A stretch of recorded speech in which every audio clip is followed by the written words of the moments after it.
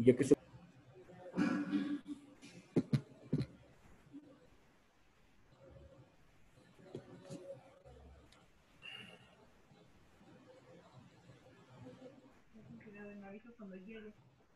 Bueno, buenos días. ¿Sí me escuchan, compañeros? Sí, se escucha perfecto. Ok. Bueno, buenos días, doctor. Vamos a exponerles mi equipo, el equipo 8, acerca de abdomen agudo y el tema de apendicitis aguda. Mi equipo está conformado por mi compañera Tobar Ávila Michelle, Vázquez Miguel Luis Daniel y una servidora Jimena. La siguiente, por favor. Para empezar este tema vamos a hablar principalmente de abdomen agudo y Me voy a tenemos que... interrumpir tantito, Carla, para que ya saben que Sí. los que exponen, por favor, prendan su cámara y los demás. Ah, sí. Se me olvidó. Ok, ya. Bueno, vamos a empezar a definir el síndrome, el abdomen agudo como un síndrome clínico con signos y síntomas agudos que van a ser referidos en el abdomen, de los cuales el dolor abdominal va a ser el predominante y va a requerir una conducta diagnóstica o terapéutica de acuerdo a la causa. ¿Esto por qué? Porque va a ser originado por un amplio espectro de enfermedades debido a que va a ser un síndrome que muchas enfermedades de las que vamos a ver posterior a las clases y en esta clase van a referir un cuadro de dolor abdominal. Como base, este dolor va a tener el dolor abdominal que puede ser brusco, indicioso o de rápida evolución. Esta evolución es menor de 24 a 48 horas, pero para eso tenemos saber el origen de este dolor debido a que puede ser de un origen abdominal, intraabdominal o extraabdominal, y también este va a ser acompañado de uno o varios signos de irritación peritoneal que más adelante vamos a explicar. La siguiente, por favor. Bueno, y la importancia de saber diagnosticar este síndrome de abdomen agudo, debido a que varias patologías lo van a considerar dentro de sus cuadros clínicos, va a ser que tiene múltiples causas y el diagnóstico a veces se hace complicado debido a esto. Y para no tener una forma errónea de su diagnóstico, tenemos que hacer una historia clínica detallada y para una buena interpretación. Se dice que alrededor del 30% son de las consultas urgentes por abdomen agudo. También 50% de estas van a requerir una hospitalización y del 30 al 40% van a requerir cirugía debido a que no se diagnosticó de acuerdo a esto. Por decir, en la apendicitis aguda, si no se diagnostica esto adecuadamente, puede llevarnos a una peritonitis y esto puede ser causa de una cirugía urgente. A los ingresos hospitalarios, el 40% van a ser diagnosticados de forma errónea, como se los decía, y por esto el 10% tiene una mortalidad global, pero esta va a aumentar al 20% cuando el paciente va a requerir cirugías urgentes, que pues también vamos a ver la clasificación más adelante, que los van a hacer los quirúrgicos y los no quirúrgicos.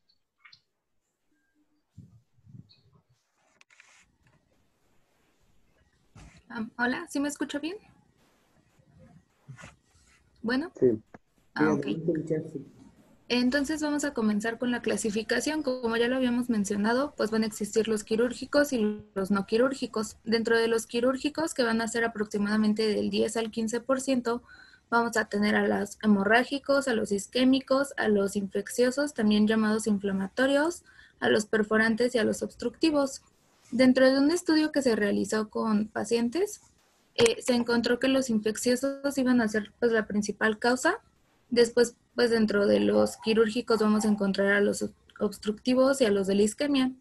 Y bueno, dentro de todos estos vamos a tener que las principales enfermedades que van a ser causantes de una cirugía, bueno, su tratamiento va a ser una cirugía, va a ser la apendicitis aguda, la colecistitis, la colelitiasis, la obstrucción intestinal y las hernias de la pared abdominal. Sin embargo, también pues va a ser importante el rango de edad, ya que la apendicitis va a ser más frecuente en jóvenes, mientras que los trastornos biliares, la obstrucción intestinal, las isquemias y el infarto intestinal pues va a ser más común en personas de mayor edad o adultas. La que sigue, por favor. Bueno, aquí también hay un cuadrito donde podemos ver pues algunas causas de abdomen agudo falso, las cuales pueden ser neumonía del lóbulo inferior, insuficiencia cardíaca, infarto agudo al miocardio o diabetes mellitus. Sin embargo, pues del otro lado vamos a tener las causas de abdomen agudo verdadero. Estas como pueden ser las obstructivas, por ejemplo, bridas, hernias encarceladas, neoplasias. Dentro de las inflamatorias, como ya lo mencioné, la apendicitis y la colecistitis. Y vasculares, pues una ruptura de aneurisma o una isquemia de mesentérica. La que sigue, por favor. Ahora, bueno, aquí vamos a tener una imagen de los cuadrantes para que tengamos nada más como referencia. Voy a interrumpir tantito. Sí. Si entonces tenemos síndrome de dolor abdominal y síndrome de abdomen agudo, ¿entonces es lo mismo? ¿O es diferente? ¿O hay una diferencia entre uno y otro?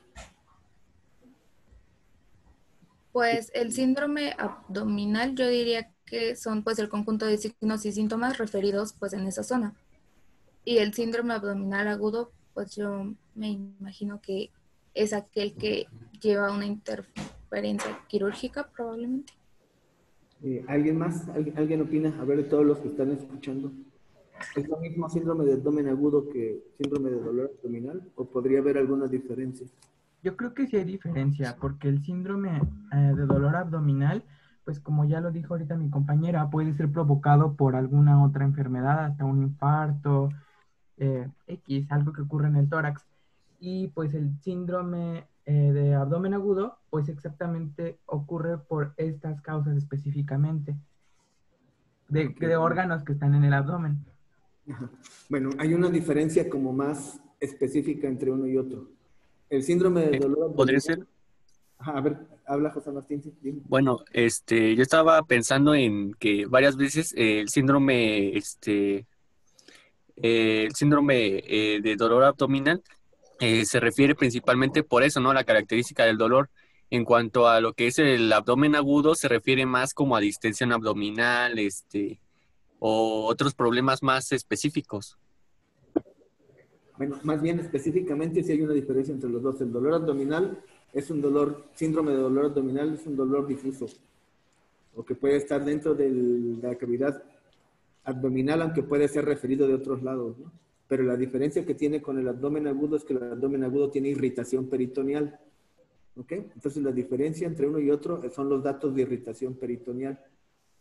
Y que por lo general el abdomen agudo va a ser más de tratamiento quirúrgico. ¿Ok? Aunque hay causas no quirúrgicas de abdomen agudo, que son las menos frecuentes. Pero la diferencia entre uno y otro son los datos de irritación peritoneal. ¿Ok? Sí. Bueno, ahora sí continuamos, por favor. Y bueno, aquí vamos a tener un cuadrito donde se puede identificar la localización y aquí vamos a tener también con importancia la irrigación. Por ejemplo, los dolores que van a estar en hipogastrio, que pueden ser irrigados por el tronco celíaco, van a ser el estómago, duodeno, vías biliares, páncreas y vaso. También podemos tener el mesogastrio, que puede ser irrigado por la arteria mesentérica superior, y van a ser el yeyuno, ilion, apéndice y el colon derecho, mientras que el hipogastrio van a estar irrigados por la arteria mesentérica inferior y va a estar el colon izquierdo. Esa es como una clasificación, se podría decir, de acuerdo a la irrigación y localización. La que sigue. Y bueno, por ejemplo, aquí vamos a tener igual otra imagen donde podemos ver los tipos de dolor abdominal, igual dividido por los cuadrantes y pues son diferentes, pero digamos que igual tienen lo mismo. Por ejemplo, en la derecha vamos a tener cálculo biliar, úlcera estomacal y pancreatitis. Luego en el flanco derecho igual vamos a tener cálculos renales, infección urinaria, estreñimiento. Y en la fosa vamos a tener apendicitis, estreñimiento, entre otras. Y pues así. No sé si las mencioné todas o me las salto, doctor. Yo creo que no, continúa con la que sigue. La que sigue, por favor. Pues bueno, entonces ahora vamos a iniciar con un poco de lo que es la semiología del dolor. Iniciando con el inicio. Aquí vamos a tener 3 clasificaciones, que es de inicio brusco, que hace referencia a que el punto máximo de dolor se alcanza en unos cuantos segundos. Usualmente suele indicar una isquemia intestinal aguda, como es el caso de un aneurisma aortoabdominal. Luego están los de progresión rápida, que esto hace referencia a que el punto máximo de dolor se alcanza en cuestión de minutos. Esto puede ser causada por una distensión de fibras de músculo liso. Y mientras que la progresión lenta son un tipo de dolor en el cual el punto máximo se alcanza después de unas horas. Y esto es característico de procesos inflamatorios localizados, como es el caso de una colecistitis o una apendicitis. Ahora, en cuanto a intensidad, usualmente nos refiere la bibliografía que puede ser moderado o intenso. En el caso de los moderados, estos se deben más a procesos inflamatorios localizados. Y en los intensos hay 3 patologías que nos lo puede estar ocasionando, que es una irritación peritoneal, una isquemia intestinal o igual procesos inflamatorios. En esta parte de intensidad también tenemos que valorar cómo lo refiere el paciente, ya que no va a ser lo mismo cómo lo va a referir una persona adulta, bueno, un adulto mayor, ya que usualmente las patologías en este grupo etario no suelen manifestar un dolor tan intenso. O de igual forma, se llega a mencionar que aquellos dolores que aparecen en la noche y que son capaces de despertar al paciente necesitan un tratamiento urgente.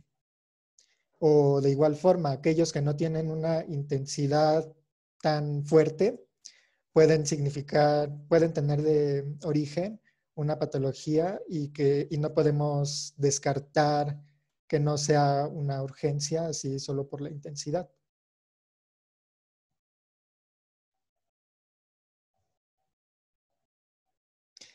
En el tipo de dolor, los que se suelen presentar es el tipo cólico, que estos se presentan por fases de gran intensidad seguidas por una calma aparente.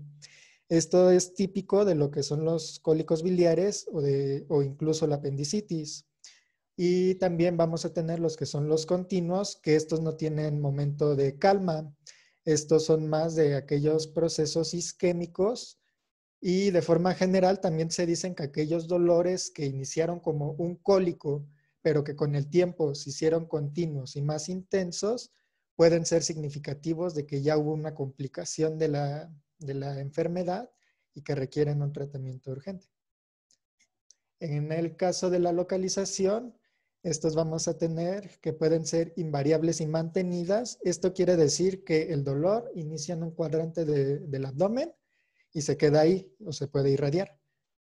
Y mientras que los que cambian de localización, esto es que el dolor migra. Esto es muy característico de la apendicitis, en el cual el inicio temprano tiene una localización mal localizado en la línea media del abdomen o en el epigastrio, y luego migra hacia la fosa ilíaca derecha.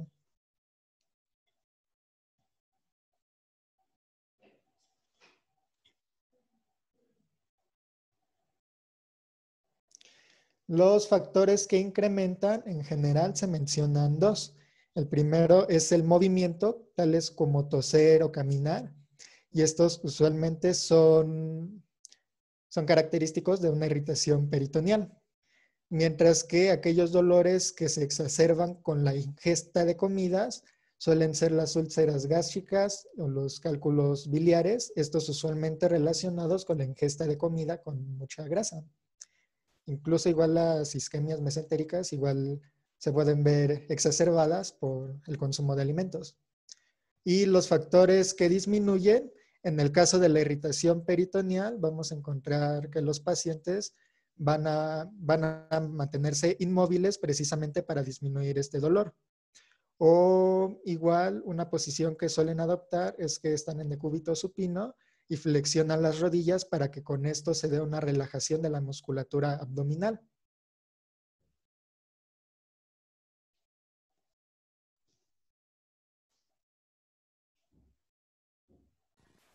Como ya lo había mencionado el doctor, pues vamos a tener irritación peritoneal. Esto va a ser importante ya que nos va a determinar. Un paréntesis antes de que continúes, Michelle. Sí. Muy bien, Daniel, bien explicado la semiología de los síntomas abdominales. Es súper importante, otra vez tengo que mencionarles que nosotros somos como los Sherlock Holmes de la medicina, tenemos que estar investigando todo y tenemos que agotar cada una de las evidencias que tenemos de algún síntoma o signo. Entonces, si nosotros no hacemos la semiología completa, es como aquel investigador que no tiene toda la evidencia completa para meter a la cárcel al culpable, ¿no? Entonces, nosotros no podemos dejar la semiología incompleta. Es súper importante que en abdomen hagamos toda esa semiología que explicó muy bien Daniel.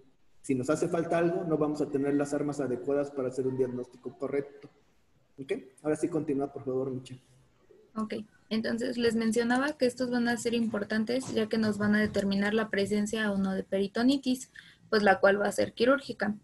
Ahora, lo que vamos a buscar con estos signos va a ser la primera, pues van a ser la prueba de rebote. Esta se va a llevar a cabo con la presión suave de la pared abdominal durante 15 a 30 segundos con liberación brusca, la cual pues va a provocar dolor al realizarlo. Esta va a tener una sensibilidad del 80%, sin embargo va a ser una especificidad solo del 40 al 50%. Y pues lo malo de este es que pues tampoco difiere con el diagnóstico de colecistitis. También había encontrado que en niños se va a realizar la prueba de la tos, la cual pues igual se va a buscar si el niño va a tener una mayor sensibilidad al dolor. Después vamos a encontrar lo que es la defensa muscular. Esta va a ser definida como el aumento del tono muscular de la pared abdominal. Y de aquí nos puede derivar a lo que es la rigidez, que va a ser pues el grado más intenso de defensa muscular. Este pues va a ser evaluado durante el ciclo respiratorio. Y lo que va a pasar es que cuando haya una defensa muscular voluntaria, durante la inspiración, esta va a disminuir el tono. Sin embargo, cuando esta defensa va a ser involuntaria, que es en el caso de una irritación peritoneal, la tensión va a durar durante todo el ciclo. Muy bien, Miquel. Y aquí tenemos que ser muy atentos cuando nosotros investiguemos defensa muscular, porque acuérdense que, por ejemplo, en los niños es muy común que ellos, al sentir dolor, tengan resistencia muscular voluntaria. Es decir, que voluntariamente pongan duro el abdomen o los músculos del abdomen para no dejarse palpar, porque ellos sienten que les da dolor el que tú lo palpes. O también en el adulto mayor. Entonces hay que tener mucho cuidado en determinar si esa defensa muscular es voluntaria, o sea, que el mismo paciente la está haciendo, o en verdad es involuntaria, y eso sí ya nos habla de irritación peritoneal. Okay. Continúa, por favor. La que sí.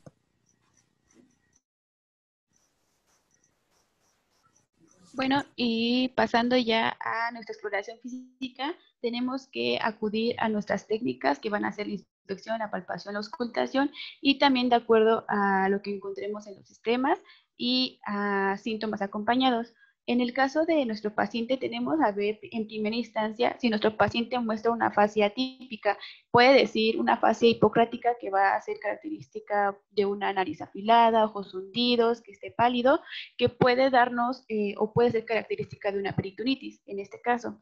También tenemos que checar en el caso de la fiebre, que van a ser muchos de los cuadros que se van a acompañar. Si esta va a ser temprana, elevada y mantenida, puede ser que esta se encuentre o sea característico de la vesícula biliar o en la pelvis menor, debido a que son zonas muy vascularizadas. Si la fiebre que encontramos en el paciente va a ser leve, tardía y con disociación axilorectal de 1 grado o más, puede ser característico de la patología de apendicitis o una colecistitis. Si la fiebre que encontremos va a ser persistente, moderada y de presentación tardía, puede ser característico de una pancreatitis o un hemoperitoneo. En el caso de las mucosas y de la piel, también tenemos que checarlas debido a que muchas veces puede haber alteraciones y deben de investigarse e indagarse para poder evaluar al paciente y saber la posible etiología del dolor abdominal agudo. La siguiente, por favor. Es que creo que... Ajá, por decir, en el caso, muchas veces si nosotros encontramos a un paciente que con ictericia, aquí en este cuadro nos muestran las posibles alteraciones cutáneas que podemos percibir y de acuerdo a las patologías que estas podrían dar. Por decir, en la ictericia puede ser característico de una coledocolitiasis o una pancreatitis aguda. Estos van a ser importantes porque aquí podemos ir descartando, de acuerdo a nuestra exploración física, las etiologías que puede ser y no dar un diagnóstico erróneo. En el caso que encontremos una palidez, pero que no haya una hemorragia, puede ser que haya un hemoperitoneo o una rotura de vaso. Si encontramos petequias y púrpura, sobre todo en el abdomen y las piernas, puede ser característico de una diatesis hemorrágica. Si encontramos manchas equimóticas preumbilicales o en los flancos, vamos a ver que puede ser característico de una pancreatitis aguda, que son el signo de Cohen y de Grey-Turner, que vamos a ver más adelante en otras exposiciones. Si encontramos manchas equimóticas en el pubis o en la arcada crural, puede ser característico de un hematoma de la vaina de los rectos. Si encontramos alteraciones de vesículas de aspecto arracimado, puede ser característico de un herpes zóster en diferentes dermatomas, que estos se encuentran en cinturón. Si encontramos manchas pigmentadas de color castaño, peribucales, puede ser característico de una enfermedad de Pest-Yerser. O si encontramos ribete azulado en las encías, nos puede dar un diagnóstico o nos puede orillar más a una crisis de saturnismo, que es debido de plomo. Pero estas alteraciones tenemos que evaluarlas en nuestro paciente porque muchas veces estas se acompañan de este abdomen agudo. La siguiente, por favor. Ah, no, la anterior. La anterior. Ajá. Bueno, en resumidas, en el sistema cardíaco, la anterior. Ok, bueno, en el sistema cardiocirculatorio tenemos que también indagar acerca de los signos de shock, que pueden ser que haya un pulso rápido y débil, que haya hipotensión arterial, que haya palidez, que exista frialdad de nuestro paciente, ya que esto nos puede llevar o puede ser la presencia de que nuestro paciente se tiene una peritonitis, una sepsis o una pancreatitis aguda, que pues van a ser de urgencia quirúrgica. En el caso de que haya signos de shock, pero que también encontremos hipovolemia o una anemia, pero que no haya hemorragia externa, nos puede decir que hay una acumulación de sangre intraabdominal, que también es una urgencia quirúrgica.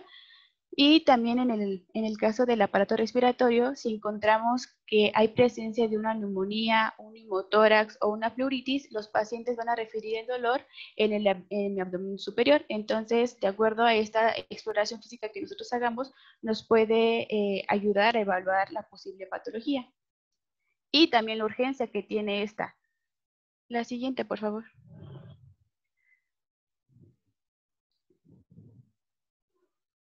Ahora sí, la siguiente.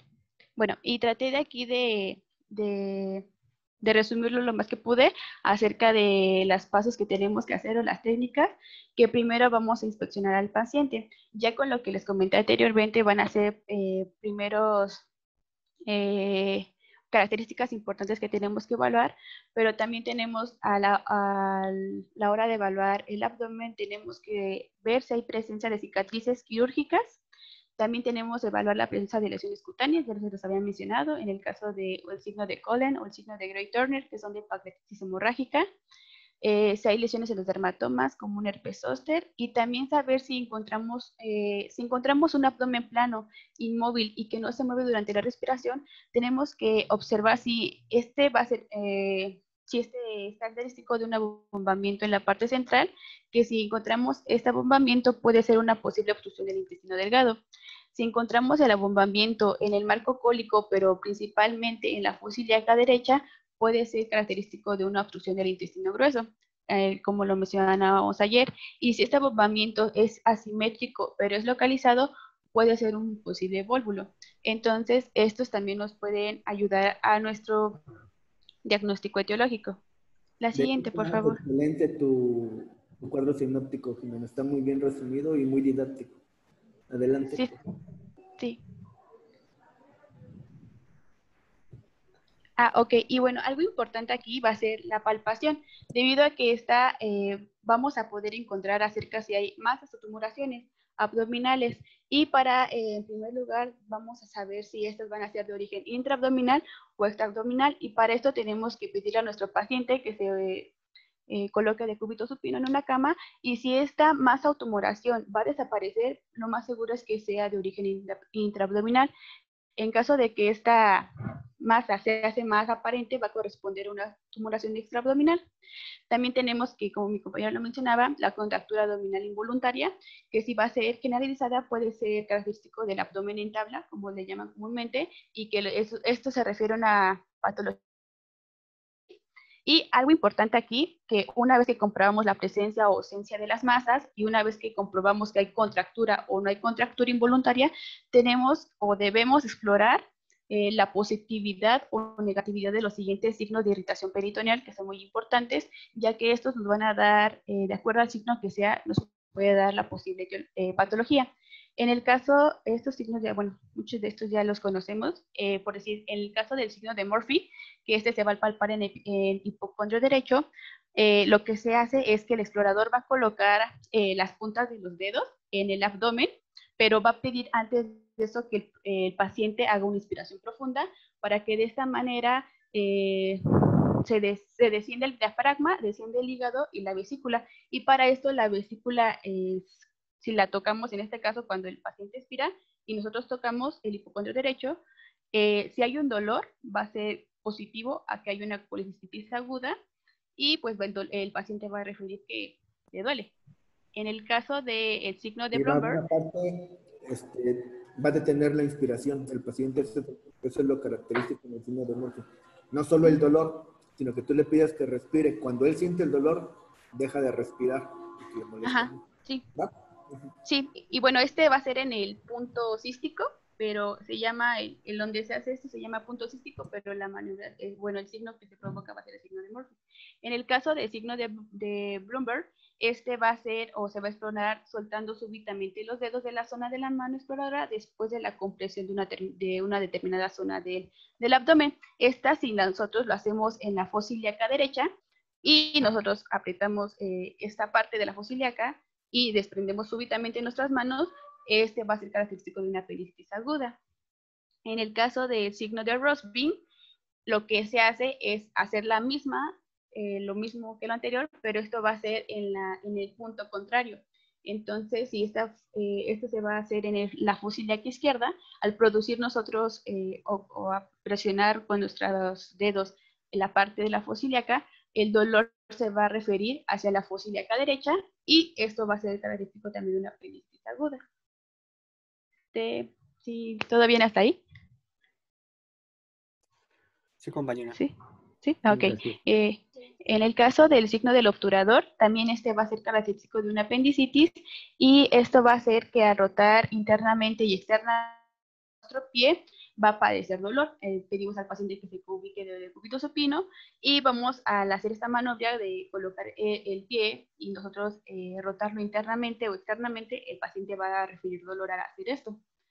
Y por último, el signo de Korsberg-Derrick va a ser, o nos va a hacer una detección en el hipocondrio derecho de una vesícula biliar palpable, que muchas veces se puede decir que es una masa o una tumoración extraabdominal, que es aparente, y pues esto va a ser característico de una neoplasia de vías biliares o de la cabeza de Plancke, ya en los casos más graves que se encuentra este signo. Ok. La siguiente. Ok, para la percusión tenemos que detectar la presencia de líquido, de masa o gas que se encuentre en el abdomen. En el caso, si hay gas en el abdomen, vamos a tener va a perder la matidez hepática que se encuentra en este. Y por decir, en el caso de un neumoperitoneo, que haya presencia de aire en la cavidad, vamos a ver que va a haber una disminución o desaparición de la matidez hepática. Si encontramos líquido en la cavidad peritoneal, vamos a encontrar la matidez de los flancos que cambia de postura o una oleada cística. Es decir, pues si hay líquido, se va hacia donde se vaya el paciente, hacia donde se ubique, a este lado se va a ir el líquido y pues ahí vamos a encontrar la matidez. Y en la detección de gas intestinal va a haber meteorismo generalizado o localizado. Y bueno, en la auscultación nosotros debemos realizarla por lo menos durante 1 minuto. Hay algo importante aquí que se me olvidó, es que previo a la palpación, o sea, antes de iniciar nuestra palpación, se debe realizar esta auscultación debido, o bueno, se dice que para no alterar la frecuencia de los ruidos intestinales y se valora la frecuencia, la característica de los ruidos. Entonces, creo que el aparato digestivo, bueno, en este apartado, es el único que se tiene que realizar de forma diferente debido a que primero, antes de palpar, debemos auscultar para que no se altere esto. Entonces, si encontramos una ausencia de los ruidos hidroaéreos, es un signo de ilio palarítico o de peritonitis generalizada. En el caso de que encontremos peristaltismo aumentado, es propio de una obstrucción intestinal mecánica y de la gastroenteritis aguda. Entonces, todas estas técnicas que les acabo de comentar van a ser importantes para, bueno, una buena historia clínica, una buena exploración para ir detectando nuestra posible etiología. Y bueno, creo que de ahí es todo.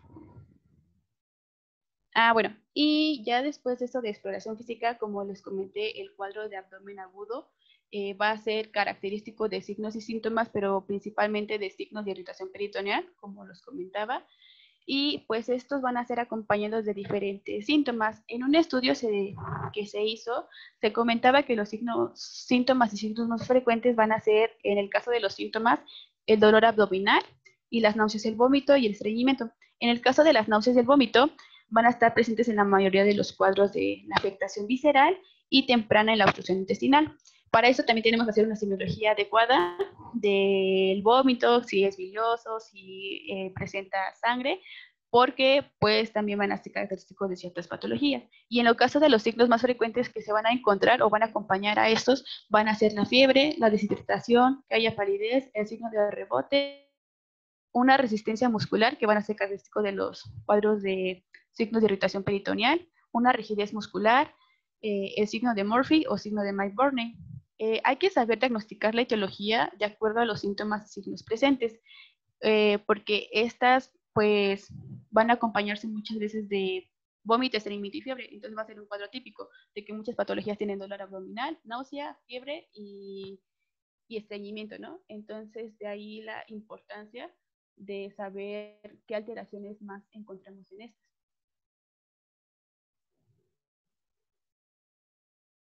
Y bueno, eso sería todo de abdomen agudo y pues vamos a pasar a una patología que van a englobar este cuadro que va a ser apendicitis aguda.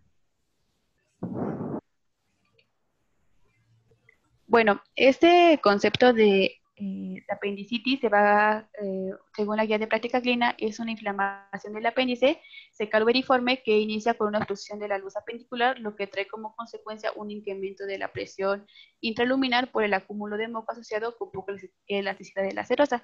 Es decir, que va a ser una inflamación, en pocas palabras, del apéndice, pero por un mecanismo de obstrucción intestinal. Estos diferentes etiologías, esta obstrucción, pero lo que va a traer como consecuencia va a ser la obstrucción luminal del apéndice y se va a rellenar de moco y muchas veces esta se va a ser aumentada, se va a distender y aumenta la presión intraluminal, ocluyendo o trombosando muchas veces los vasos pequeños que se encuentran aquí y produciéndonos una patología. Esto tiene que ser una urgencia quirúrgica porque si no se trata a tiempo, puede darnos una peritonitis, que ya sería pues, más grave. Y se dice que es la patología quirúrgica del abdomen más común que encontramos desde hace muchos siglos. Y pues que también en la epidemiología podemos saber que se encuentra frecuentemente entre edades de 10 a 30 años. Pero en las edades predéticas se va a presentar entre los 6 y los 10 años de vida con una frecuencia de 4 por cada 1000 niños. Va a ser más frecuente en el género masculino, 2:1, y la mortalidad va del 0,1 al 1%, siendo más frecuente en los niños neonatos y lactantes por la dificultad del diagnóstico, que ya más adelante le vamos a comentar. Y bueno, es el padecimiento quirúrgico no obstétrico más común durante el embarazo, y se dice que esta puede ser 1 por cada 1500 embarazadas.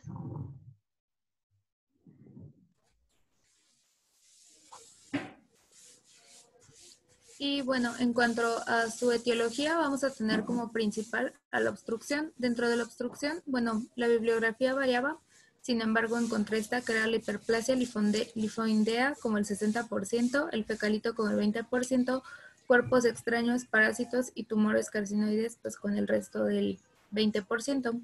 Sin embargo, también la apendicitis se puede deber a un proceso de infección local que puede ser provocada por una Yersinia, una salmonela, o un virus de la parotiditis. Por eso es pues muy importante también realizar una historia clínica adecuada.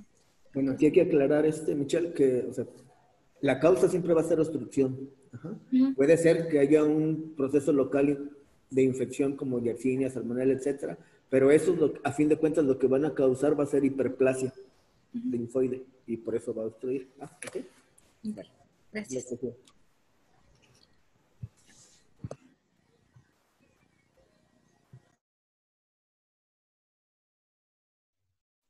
Y pues bueno, entonces ahora vamos a empezar con un poco de anatomía acerca de la apéndice para ir descifrando cómo es que se va a ir presentando la fisiopatología. Para empezar, el apéndice es una prolongación del ciego implantado a 2 o 3 centímetros de lo que es la válvula iliocecal. La definen, bueno, la describen que tiene una forma de cilindro delgado. Su longitud en promedio es de 8 a 10 centímetros, sin embargo, esta puede variar, ya que se han presentado casos en los que incluso puede llegar a medir hasta 20 centímetros. El diámetro es de 6 a 11 milímetros y este es uno de los puntos importantes porque en la exploración imagenológica va a ser la que nos va a dar pautas para sospechar de apendicitis. Esto se los explico un poco más adelante. El espesor en promedio va a ser de 1.5 milímetros. Y ahora para hablar un poco de su ubicación, tenemos que entender de dónde es su origen. Su origen, la bibliografía lo menciona, que está situado en el punto de McBurney.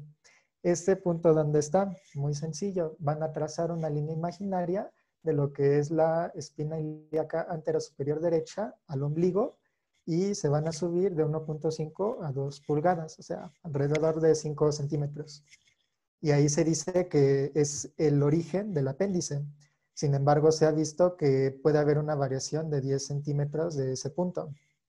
Y pues bueno, entonces ya sabemos dónde está el origen, pero el trayecto que tiene el apéndice va a variar mucho, va a tener variaciones anatómicas. Permítanme un segundito. Ahí está. Estas variaciones anatómicas van a ser las que se presentan en la imagen de su izquierda. Las más frecuentes van a ser las que tienen una localización retrocecal. Esto quiere decir que se van a ir por atrás de lo que es el ciego. También puede haber una presentación pélvica, que esto va a estar en relación con las estructuras pélvicas como la vejiga, el recto.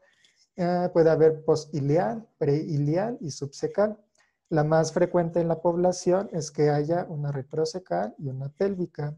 La bibliografía menciona que estos se llegan a presentar hasta el 60% de la población y esto es de vital importancia ya que con base en esto puede ser la presentación del dolor de la apendicitis.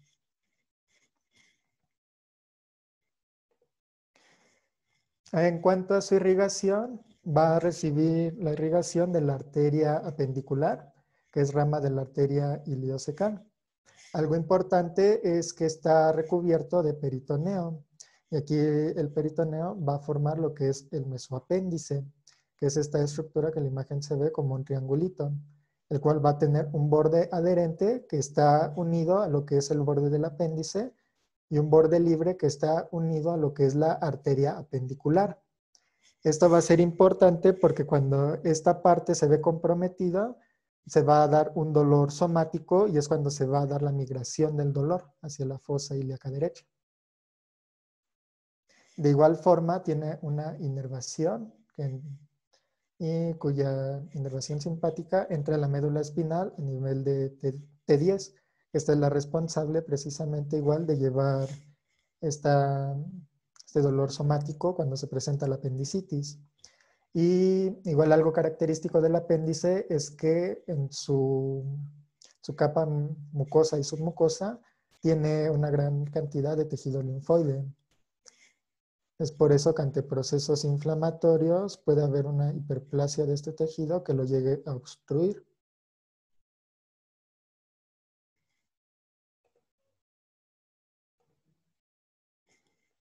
Entonces, ahora vamos a hablar acerca de la fisiopatología.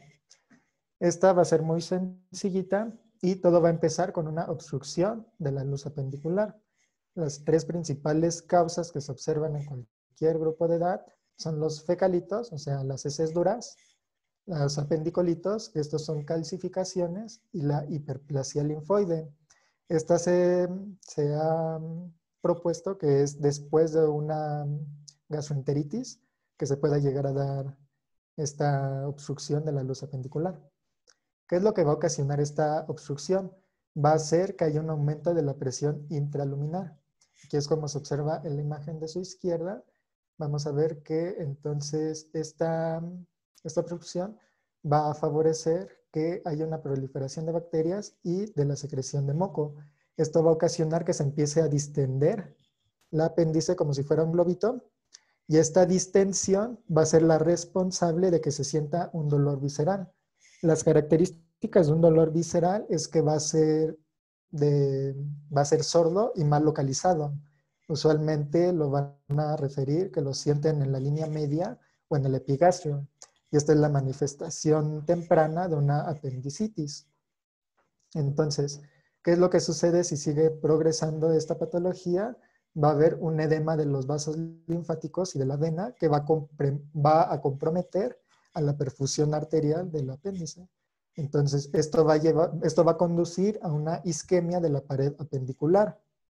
Esta isquemia va a ocasionar que haya una invasión bacteriana de la mucosa y la submucosa del apéndice, y entonces esto va a ser un indicativo de que también va a empezar a actuar lo que es el sistema inmunológico, y entonces va a haber un infiltrado inflamatorio.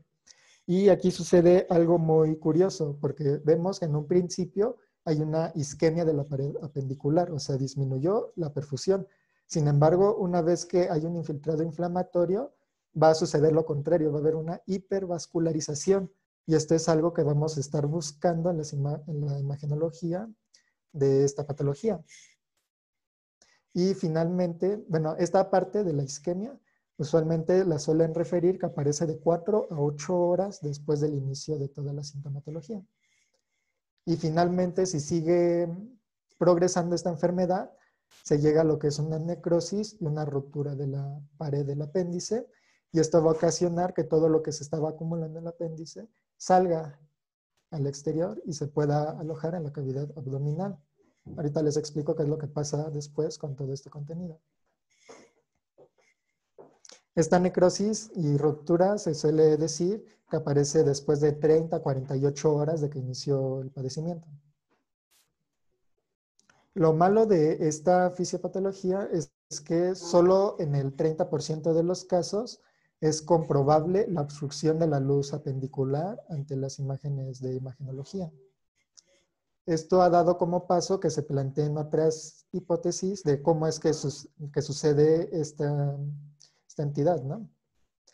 Y entonces también lo que nos menciona es que puede ser secundario a una infección. Esto lo llegan a plantear debido a que aproximadamente en el 65% de los casos de apendicitis, los pacientes llegan a expresar un antígeno hacia lo que es el citomegalovirus. Entonces, en esta teoría es técnicamente igual que la anterior, pero sin el componente obstructivo que tenía la anterior, que es un fecalito o algo así, ¿no? Y entonces esta va a constar de 4 etapas. En la primera, que es la catarralo-mucosa, va a haber una hiperemia, edema y erosión de la mucosa. Aquí lo característico es que al microscopio no va a haber alteraciones del tejido. Esto, si sigue progresando, va a ocasionar una isquemia de la pared apendicular, lo cual va a permitir una proliferación bacteriana y la presencia de una ulceración mucosa.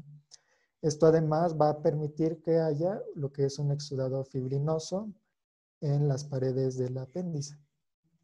Entonces aquí se empieza a hacer más grueso.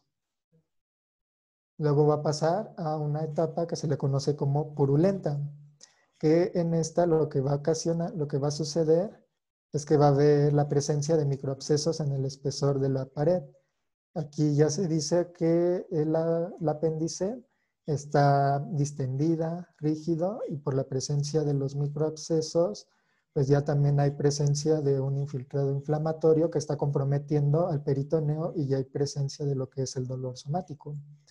Y finalmente la fase gangrenosa, que esta va a consistir en la necrosis y perforación del apéndice, que puede llegar a, que como en la anterior, igual va a permitir la salida del contenido para contaminar la cavidad abdominal. Y una vez que este contenido sale, hay 2 variantes, que es la peritonitis circunscrita y la difusa. La peritonitis circunscrita es la que sucede más frecuentemente. ¿Y esta en qué consiste? Muy fácil. Todo el peritoneo, la grasa y los órganos adyacentes que están al apéndice van a empezar a notar que hay un contenido extraño donde no debe de haber. Entonces van a intentar delimitar el daño. ¿Cómo lo van a hacer? Creando adherencias. Y entonces con esto van a favorecer lo que es la formación de un absceso apendicular.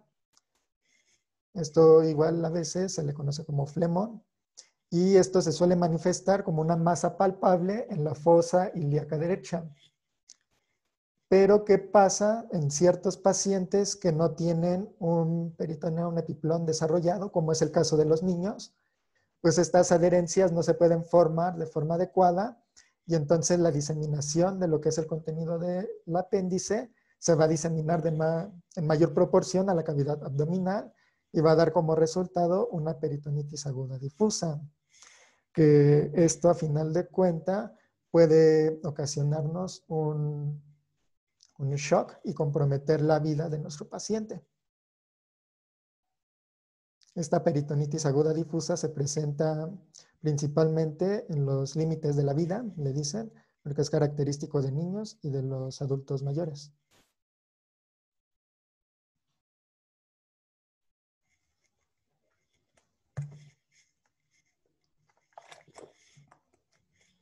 Entonces, ahora vamos a empezar con lo que son las manifestaciones clínicas cardinales.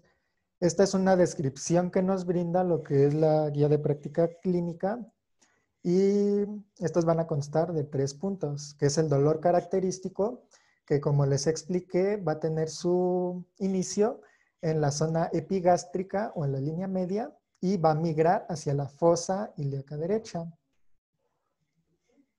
La segunda manifestación cardinal va a ser la irritación peritoneal, que esta se va a caracterizar por la hipersensibilidad de la fosa ilíaca derecha con un signo de rebote positivo y puede haber defensa y rigidez de los músculos abdominales. Y finalmente también una manifestación cardinal nos lo va a dar un dato de laboratorio, que es la presencia de leucocitosis y de neutrófilos desviados a la izquierda, que es superior a 75%.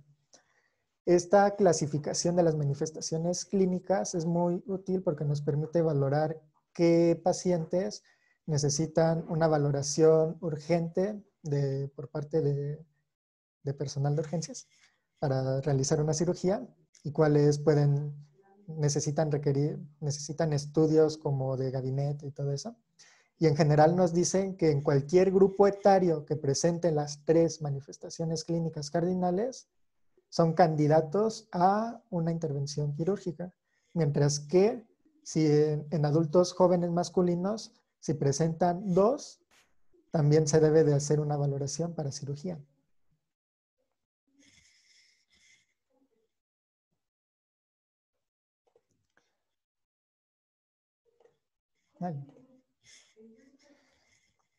Y entonces ahora les voy a hablar acerca de las manifestaciones clínicas típicas de la apendicitis. Esta se va a caracterizar por los síntomas como un dolor abdominal que, como ya les acabo de mencionar, va a migrar hacia la fosa ilíaca derecha. Se va a acompañar de anorexia, náuseas y vómito en la mayoría de los casos. Y algo muy importante que aquí les puse es que aparecen después del dolor. Si aparecen antes del dolor, tendremos que pensar en alguna otra etiología, como puede ser una obstrucción del tubo intestinal. A la inspección, ¿cómo se va a presentar el paciente? En etapas tempranas puede ser que presente un estado general adecuado. Lo único que puede llegar a manifestar es cierta molestia, pero pues no le va a impedir seguir con sus actividades diarias. Pero como es una enfermedad progresiva, conforme pasa el tiempo, su estado general se va a ir deteriorando. Y como mencionaba mi compañera a inicio de la exposición, pueden adquirir una fascia hipocrática y algo característico es que se van a presentar van a evitar los movimientos. Esto principalmente lo vamos a poder evaluar al momento de que en la clínica le preguntemos al paciente, oye, ¿cómo estuvo tu trayecto hacia el hospital? pues ya ahí te va a referir, no, pues fíjese doctor que en el carro sentía que venía salte y salte y no, el dolor se me recorría, se me aumentaba, fue una tortura y así. Igual algo muy característico en la exploración física es que va a haber una fiebre, pero esta va a ser leve. Usualmente dicen que no va a sobrepasar los 38.5 grados. De igual forma, va a aparecer después del dolor y se dice que es de 4 a 8 horas después de que este empieza. Si lo relacionamos con la fisiopatología, esto tiene que ver con lo que se empieza a hacer con lo del infiltrado inflamatorio. Y finalmente, en la palpación abdominal, vamos a tener el dolor en la fosa ilíaca derecha, que lo podemos medir palpando lo que es el punto de McBurney, el signo de Robsey, o igual ahorita les presento otras manifestaciones clínicas. Lo malo de esta manifestación clínica típica es que únicamente va a estar presente en el 50 a 60% de los pacientes, lo cual va a hacer que realmente el diagnóstico de la apendicitis sea compleja, porque puede cursar con muchas otras cosas y no presentar estos signos típicos. Entonces, en la exploración física vamos a tener signos que nos van a ayudar a definir una apendicitis aguda. El inicial va a ser el dolor al palpar el punto de McBurney. Como les mencioné, es al trazar una línea imaginaria de la espina ilíaca anterosuperior derecha al ombligo. Subes tantito y ahí está. El signo de Dompe, o también conocido como el signo de la tos, es el que les explicaba a mi compañera, de que al momento de que se le pides al paciente que tosa o que salte, van a sentir el dolor en la fosa ilíaca derecha. ¿Sí? Que es que al momento de que palpas la fosa ilíaca izquierda, al momento de que quitas la presión, van a sentir dolor en la fosa ilíaca derecha. El signo del obturador va a ser de importancia cuando tengamos una presentación de un apéndice pélvica y se va a presentar dolor al momento de realizar una rotación interna del muslo derecho. Y el signo del psoas, que nos va a poder ayudar cuando hay una presentación del apéndice retrocecal. Y esto va a ser positivo cuando haya dolor en el cuadrante inferior derecho ante la extensión pasiva de la cadera derecha, como se observa en la imagen.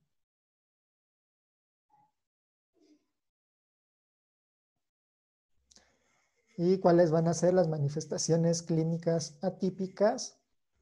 En primer lugar, estas van a ser frecuentes en lo que son los niños, los adultos mayores y las embarazadas. Estos pueden cursar con algunos síntomas como son estreñimiento, flatulencias, diarrea y malestar generalizado. Estas manifestaciones atípicas pueden ser ocasionadas por la variación anatómica de la posición del apéndice. De esta forma, el dolor característico que nos suele referir la bibliografía, que es en la fosa ilíaca derecha, puede estar o no presente. Principalmente esta variación del dolor se va a presentar en lo que es la presentación retrocecal y la pélvica. ¿Y cuál es lo novedoso aquí? Que como les mencioné en anatomía, justamente estas dos son las más frecuentes. Entonces puede o no haber dolor que se irradie hacia la fosa ilíaca derecha. En el caso de una apéndice pélvica, el dolor puede estar incluso en la zona suprapúbica y puede cursar con síntomas como la disuria, tenesmo y la diarrea. Mientras que en el apéndice retrocecal, como les mencioné, puede no estar el dolor localizado en la fosa ilíaca derecha, sino estar más arriba.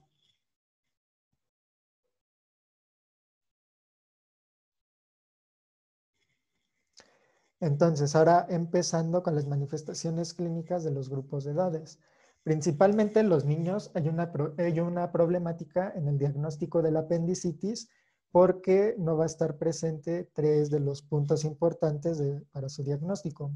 En primer lugar, no van a presentar el dolor que se irradia hacia la fosa ilíaca derecha. En segundo punto, la anorexia usualmente no va a estar presente. Y en tercer punto, y muy importante, es que en los niños se suele cursar la apendicitis con diarrea. Esto principalmente en el lactante. Entonces, en menores de 5 años, ¿cuál va a ser las manifestaciones típicas? Va a haber un dolor abdominal. Aquí puede haber incluso una distensión abdominal. Hay irritación peritoneal que la podemos comprobar con el signo de rebote positivo. Puede o no haber una fiebre, que esta, como les mencioné, va a ser siempre inferior a los 38.5 grados. Va a haber la presencia de vómito y de diarrea. En aquellos pacientes que ya sepan caminar, también lo que se va a observar es que va a haber una marcha limitante y esto principalmente va a ser que van a evitar apoyarse del lado derecho porque esto les provoca dolor, además de que van a presentar una respiración entrecortada. ¿Y qué va a ser el problema con toda esta manifestación? Que va a ser muy parecida y esta es una enfermedad muy frecuente en este grupo etario.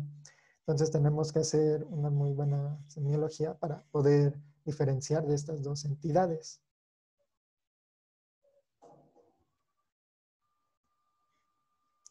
Conforme va creciendo el niño, estos signos y síntomas van a ir cambiando. En el caso de los niños de 5 a 12 años, se los puse en una diapositiva diferente porque como mencionaba la epidemiología, va a ser más frecuente que aparezca la apendicitis de los 6 a los 10 años. Entonces, en este grupo etario, ¿cómo se va a manifestar? Principalmente el dolor va a ser no localizado, en el 50% de los casos no se va a irradiar a la fosa ilíaca derecha, pero algo curioso es que al momento de que nosotros hagamos la exploración física, sí va a haber una sensibilidad en esta zona. ¿Esto qué quiere decir? Que al momento de que nosotros hagamos un signo de rebote, este puede ser positivo. En este grupo etario también va a ser ya más frecuente la aparición de la fiebre, una marcha limitante y principalmente en este grupo podemos aplicar lo que es el signo de Dompi, que es de pedir al paciente que tosa o que salte y esto le va a ocasionar un dolor en la fosa ilíaca derecha. Y con esto vamos a poder evaluar a la vez la irritación peritoneal. En este grupo ya se empieza a presentar lo que es la náusea, el vómito y la anorexia y la diarrea empieza a reducir en frecuencia. Y en el caso de los niños en pediatría, los auxiliares de diagnóstico se puede pedir una prueba triple, que esta se le va a agregar la proteína C reactiva, que va a ser superior a 8. De igual forma van a cursar con leucocitosis y neutrófilos superiores a 75%. En los niños es frecuente que la leucocitosis alcance niveles superiores a 15,000 células. ¿Y esto por qué? Porque esto es característico de que ya hay una perforación.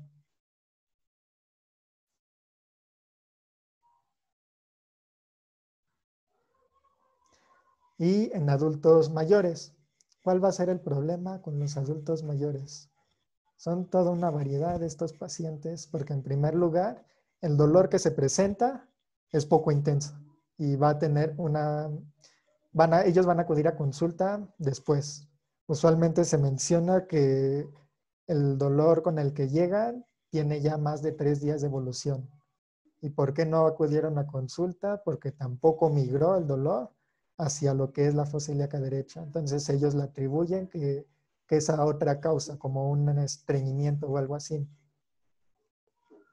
En este grupo etario la temperatura puede estar normal o ligeramente elevada.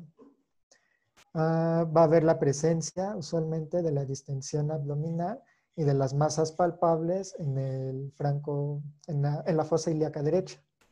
Esto, como les mencioné en la fisiopatología, ya nos habla de que hay un absceso formado en esta región, pero como en este grupo etario la apendicitis es poco frecuente, se puede confundir con lo que es la presencia de un vólvulo o alguna otra etiología. También van a presentar una disminución de los ruidos intestinales y uno de los síntomas frecuentes es que van a presentar meteorismo. Y un problema principal en estos pacientes es que va a ser poco frecuente lo que es la defensa muscular y el vómito.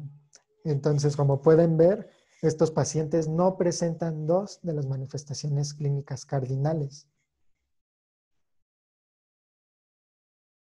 Y aquí, como les puse abajo, se puede confundir con obstrucción intestinal. Y en especial en este grupo etario también tenemos que descartar lo que son problemas cardiovasculares, ya que en esta edad se pueden tener manifestaciones atípicas con dolor abdominal.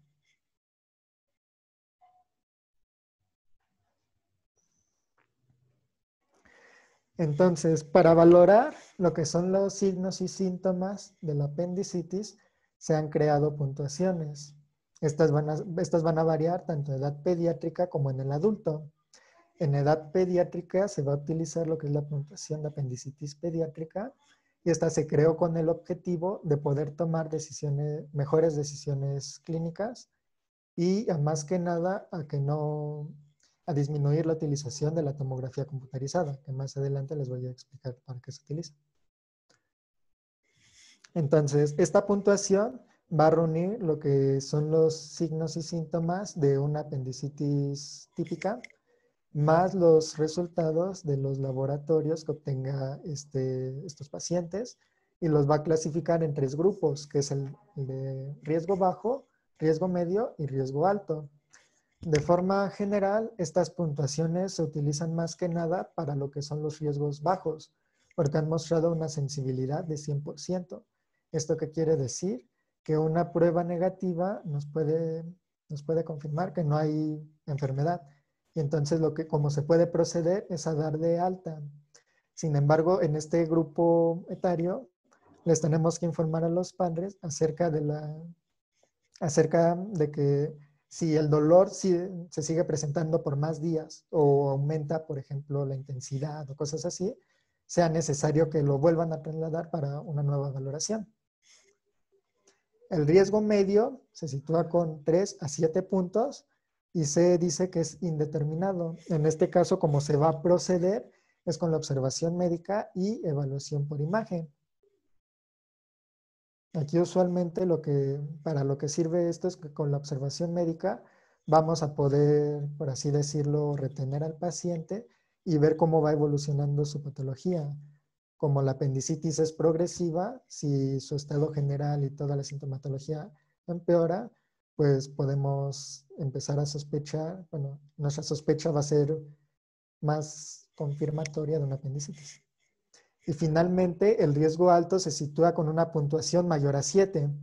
De forma general, aquí se dice que estos pacientes ya requieren una consulta quirúrgica o imagenológica de urgencias para corroborar la presencia de una apendicitis. Y en los adultos se utiliza lo que es la escala de Alvarado.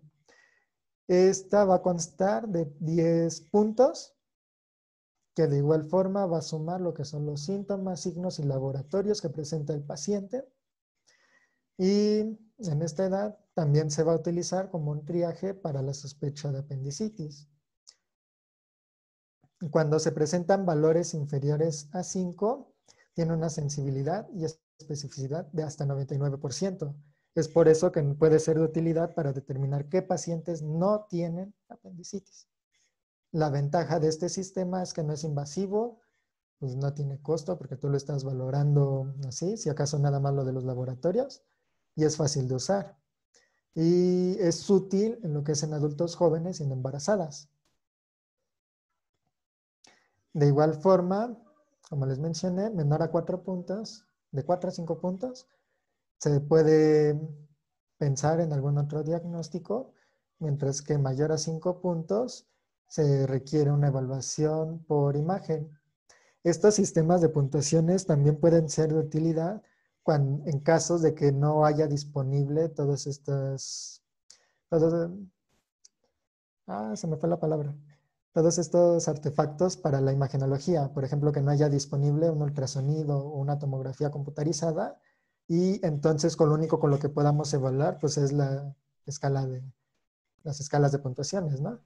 Aunque recordemos que el diagnóstico de la apendicitis aguda tanto en niños como en adultos es clínico. Rara vez necesitamos algún estudio de gabinete como una radiografía o un ultrasonido. El diagnóstico debe de ser clínico, ¿no? Entonces es sumamente útil este tipo de escalas. Y entonces en algunas bibliografías nos mencionan que cuando tiene una puntuación mayor a 7, estos ya pueden tener una alta probabilidad de requerir cirugía. Mientras que de 5 a 6 se puede manejar como una observación médica y de igual forma ir viendo cómo evoluciona su sintomatología.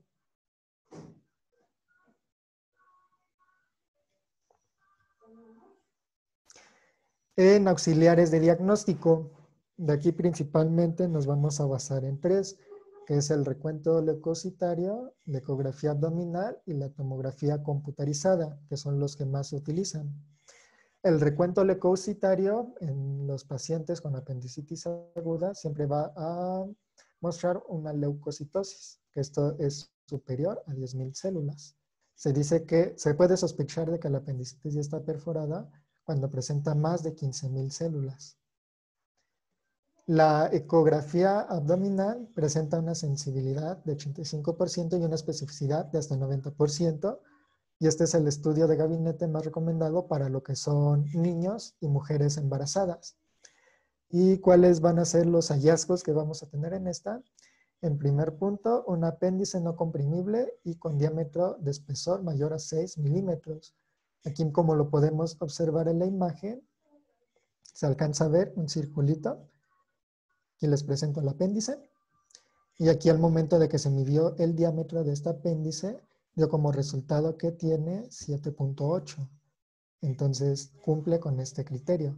Sin embargo, como les mencioné en un inicio, el diámetro normal del apéndice puede ir de 6 a 11 milímetros. Entonces, este hallazgo siempre debe de ir acompañado de otros, como puede ser una mayor ecogenicidad de la grasa periapendicular, que en este caso es estas zonas hiperecoicas que se alcanzan a ver que están rodeando el apéndice. También puede haber la presencia de apendicolitos, que ahorita les muestro una imagen, o líquidos en la fosa ilíaca derecha. En esta imagen que les presento además es muy curiosa porque esta se realizó un ultrasonido con un Doppler.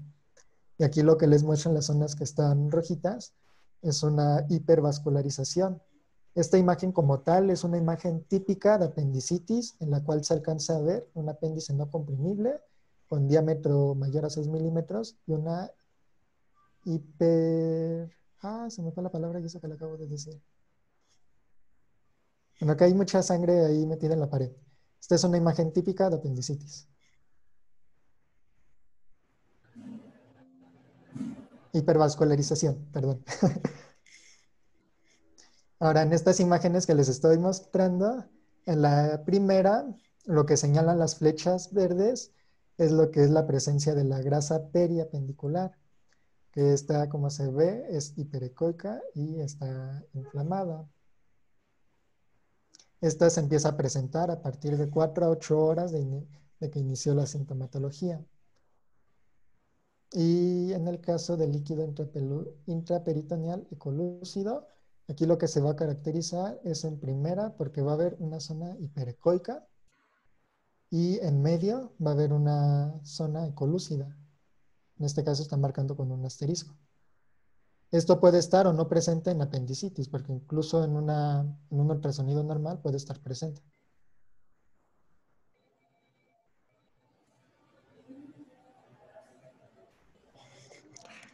Y ahora la tomografía computarizada. Esta va a tener una mayor sensibilidad y especificidad en comparación con el ultrasonido. Esta se sitúa aproximadamente en 96% en ambas. Y este va a ser el estudio el auxiliar de diagnóstico más recomendado para los adultos y adultos mayores. Esta, ¿cómo se va a realizar? Primero, una variante que va a tener en comparación a otras utilidades, es que lo que va a hacer es, se le va a administrar un contraste, pero este se recomienda que sea por vía intravenosa para poder observar mejor los resultados. Pero si el paciente o las condiciones del hospital no lo dan, También puede ser que se pueda aplicar el contraste por vía oral, rectal o incluso sin contraste. Y entonces, ¿cuáles van a ser los hallazgos en la tomografía computarizada? Vamos a tener un espesor agrandado de la pared apendicular mayor a 6 milímetros, un engrosamiento de la pared apendicular mayor a 2 milímetros, un varado de la grasa periapendicular y en algunas ocasiones puede estar la presencia de un apendiculito. En las imágenes que están en la diapositiva, si nos vamos a la imagen A, lo que vamos a poder observar es que en esta parte está el ciego. Esta ligera prolongación que se alcanza a ver es el apéndice. Y aquí lo que se alcanza a observar en esta tomografía es lo que es el varado de grasa periapendicular, que es esta forma difusa que está alrededor del apéndice. Y en el caso de la imagen B, de igual forma nos vamos primero a la anatomía. Aquí está el ciego, aquí está el apéndice. Aquí el apéndice está distendida. Y aquí lo que me llamó la atención es que se alcanza a ver la presencia de un apendiculito.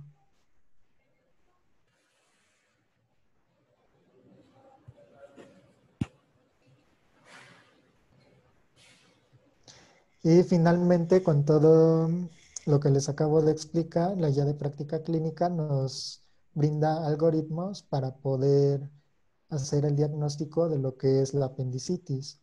En este caso, en los adultos jóvenes, si presentan 2 a 3 datos cardinales, esta va a ser de inmediato una valoración hacia cirugía, apendicectomía.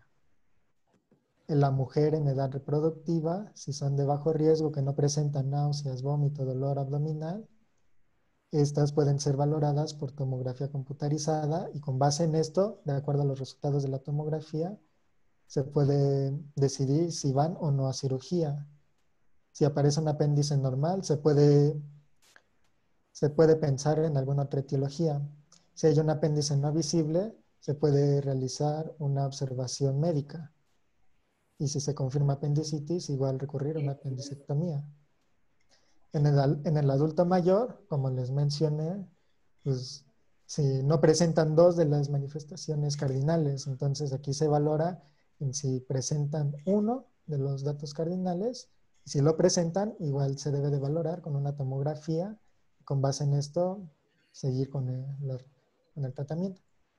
Y en los niños, aquí de igual forma, como es una presentación atípica, si presentan 1 de las manifestaciones cardinales o una prueba triple que les mencioné que era la proteína C reactiva, leucocitosis y neutrófilos aumentados, entonces se les puede recomendar la utilización de un ultrasonido y con este ultrasonido, si es positivo, también recurrir a lo que es el tratamiento específico.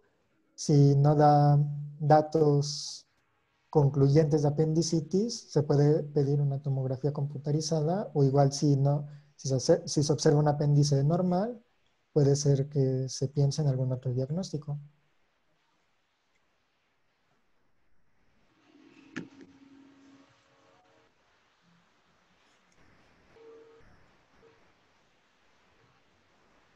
Bueno, y ya por último, de nuestro tema de apendicitis, vamos a hablar acerca del tratamiento. En este caso se dice que el tratamiento de elección es la apendicectomía, que esta puede ser abordada de 2 maneras. El abordaje abierto, que también conocido como la laparotomía, que va a ser la apertura quirúrgica de la cavidad abdominal por incisión de las capas de la pared abdominal. Y otra técnica de mínima invasión que va a ser la laparoscopía convencional. En la actualidad, el abordaje laparoscópico, menciona la bibliografía, es el empleado con mayor frecuencia debido a que produce una menor tasa de infección de herida quirúrgica, menor dolor postoperatorio y una estancia hospitalaria más corta.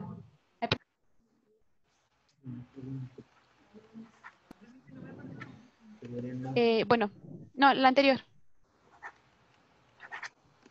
Bueno, en el caso de esta, que se ocupa en la laparoscopia convencional, se dice que esta... no, sí, la siguiente. La laparoscopía convencional va a ser la que va a ser ocupada en la actualidad y esta se dice que va a estar contraindicada según la guía de práctica clínica en pacientes menores de 5 años y en los adultos mayores, por lo que ya comentaba mi compañero. En esta se van a ocupar tres trocares que van a ser uno óptico y dos de trabajo y de esa manera extraer o remover el apéndice. En este caso también la parotomía se dice que hay tres tipos de incisiones. En esta vamos a encontrar una incisión transversal o de Rocky Davis, una incisión oblicua o de McBurney, que va a ser la que más se ocupa para hacer esta cirugía abierta, y una incisión paramediana o derecha, que va a ser la que esté en color rosa. Entonces, cada una tiene sus favores y sus contras, pero pues la que ocupamos actualmente, si se tienen los medios necesarios en los hospitales, es la laparoscopía. La siguiente, ay, no se insertó un video, pero de todos modos, cuando ya les pasemos la presentación, se los adjunto, porque no se colocó. Y bueno, también tenemos que tomar en cuenta la profilaxis antibiótica. Esta va a ser, pues con antibióticos, va a ser efectiva en la prevención de las complicaciones postoperatorias, pero también se puede administrar de manera preoperatoria, transoperatoria o posoperatoria.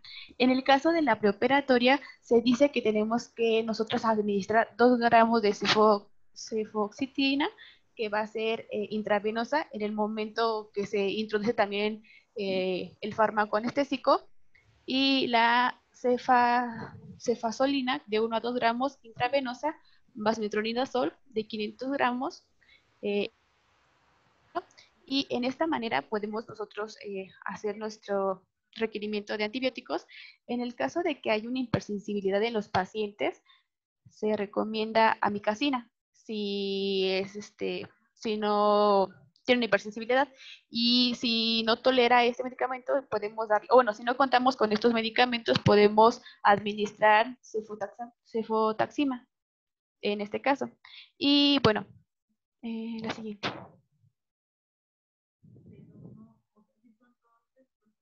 Y bueno, ya por último, encontramos un algoritmo que va a ser de acuerdo a los que van a requerir cirugía. En el caso del niño, si es mayor de 5 años, no se recomienda lo que decía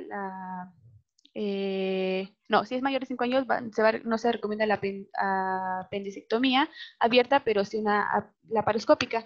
En el caso del embarazo, si es menor de 28 semanas de gestación, sí se recomienda una laparoscópica, y debido a que es menos invasiva. Y en el caso del adulto joven, la indicada en la actualidad es la laparoscopía. Ya en el caso de un adulto mayor que presente enfermedades crónico-degenerativas, no se recomienda una abierta, debido a que puede ocasionar adherencia. Y sí se recomienda la laparoscópica. Y pues creo que eso sería todo de nuestra parte. Muy bien, una clase muy didáctica, muy estructurada. Si acaso nada más nos faltó un poquito en cuanto al tratamiento antibiótico o antibiótico-terapia. Acuérdense que todos los antibióticos van dirigidos siempre hacia un germen o hacia una etiología. El germen que más frecuentemente se encuentra en las apendicitis agudas, más de un 80% en las no complicadas, es E. coli. Entonces, por eso es que de primera instancia podemos poner un antibiótico, ya sea de mediano espectro que cubra bien, o uno de muy bajo espectro como amicacina, que es específico para E. coli, o si no tenemos amicacina, pues entonces una cefalosporina, ya sea de primero o de segundo grado, como las que mencionaste. Pero todas esas terapias antimicrobianas siempre van dirigidos hacia los gérmenes causales más frecuentes. Cuando ya esa apendicitis es complicada, suponemos que se agrega dentro del apéndice bacterias que son anaerobias propiamente o anaerobias facultativas como Bacteroides fragilis, y por eso le agregamos un antibiótico que sea o que tenga sensibilidad para esos gérmenes, como es metronidazol o pudiera ser clindamicina. ¿Okay? Entonces, por eso es que se agrega ese tipo de medicamentos.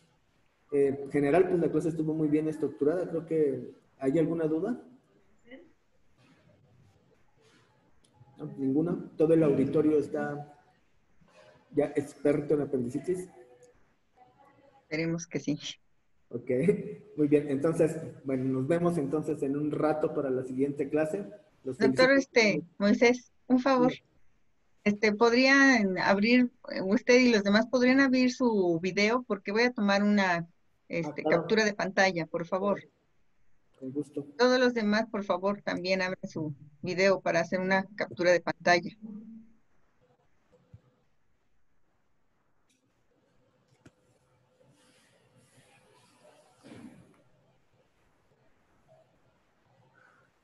Así también los veo y los conozco un poco porque no los tengo. Bien, a ver, ya me faltan algunos. Mónica López, Dulce Jocelyn. Es que se están peinando. Eso, ¿verdad? Muy bien, ahí está. La voy a tomar. Así, muchas gracias. Bueno, muchas gracias, doctor. Hasta Sí, voy luego. a hablar unos minutos con ellos nada más, doctor. Hasta luego. Nos Sí. vemos entonces. Sí, en un- sí, doctor. Gracias, doctora. Hasta luego. A ver, nada más quiero preguntarles rápidamente. Los que ya rotaron, la primera rotación que con el doctor Jaramillo, que fue Candia Montserrat, Mariana Siriaco y Fabián Cruz Diego, ¿qué actividades hicieron durante la rotación? Nos dejaba temas como para desarrollar en una exposición, los hacíamos y luego los discutíamos con él. E Ajá. hicimos un caso clínico que nos pidió que desarrolláramos nosotros por completo. ¿Ustedes lo construyeron? Ujú. Eso es, muy bien. Y quienes rotaron con el doctor Ontiveros, Carlos Salcedo y Brenda Sánchez, ¿qué actividades hicieron en la rotación con el doctor Ontiveros de cardiología? Nosotros revisamos un caso clínico, nada más, pero fue en dos partes. Primero, la primera semana fue como análisis de el electrocardiograma Ajá. y semiología en general de cardiovascular. Y ya la segunda semana nos enfocamos más en, ahora sí, todo lo demás de la historia clínica, que era como qué estudios de laboratorio le harías, nos puso unas preguntas específicas que teníamos que resolver de ese caso clínico. Ujú. Por ejemplo, buscar criterios de necrosis, criterios de isquemia. Eso es. Y al final de todo fue hacer una infografía del tema del caso clínico. Y ya, fue lo que hicimos. Pero nunca tuvimos una clase con él. Fue Bueno, todo como vía correo electrónico. estuvieron trabajando todo eso. Sí. Bueno, muy bien. Dejen ahora preguntarles. Esta rotación actual, ¿quién las está llevando? A ver, espérenme. La doctora Ruiz. Actualmente están con la doctora Ruiz, sí. Pero quiero preguntarles, con la doctora Elizabeth Armijo, es el equipo 2, ¿no? Sí. Sí, doctor. Son ustedes otra vez, ¿verdad? No, Ujú. Actualmente con la doctora Joeli, el equipo 6. Sí, doctora. ¿Ustedes qué actividades han hecho durante esta rotación con la doctora Joeli? Ahorita revisamos Unos un casos caso clínico. clínicos. Ajá. Y nos acaba de enviar otro también. Principalmente casos clínicos. Sí, nos reunimos para checarlo, cómo lo estábamos desarrollando y nos resolvió muchas dudas también. ¿Eso es en reuniones Zoom? Sí. Muy bien. ¿Y a qué horas las tienen generalmente?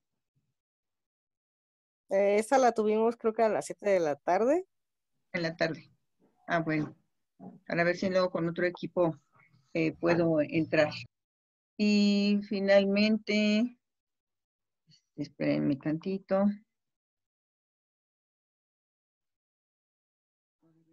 ¿Quién más? Con la doctora Mónica Pérez Amperio, el equipo 4, que ha estado realizando esta semana. Hemos estado realizando resúmenes y mapas conceptuales de un caso clínico. Eso es tema de caso clínico. Sí.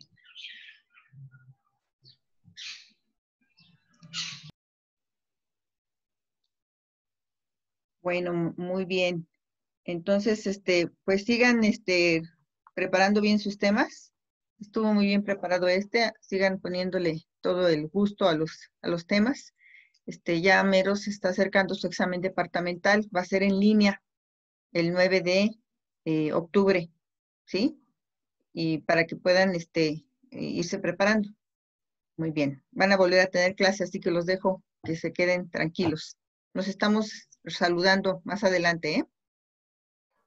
Gracias, hasta luego. Hasta luego. Hasta luego. Gracias, hasta luego.